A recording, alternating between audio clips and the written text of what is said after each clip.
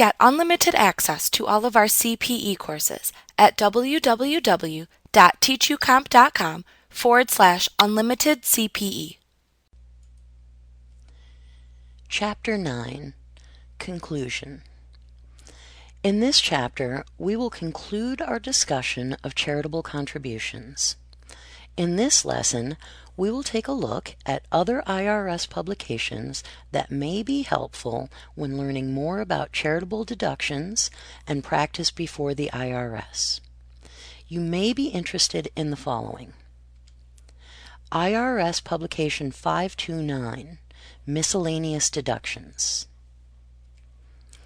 IRS Publication 551, Basis of Assets; and IRS Publication 561, Determining the Value of Donated Property.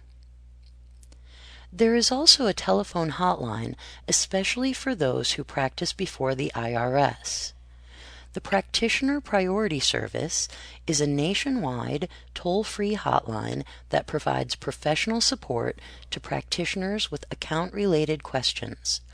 The toll-free number for this service is 866-860-4259. Like what you see?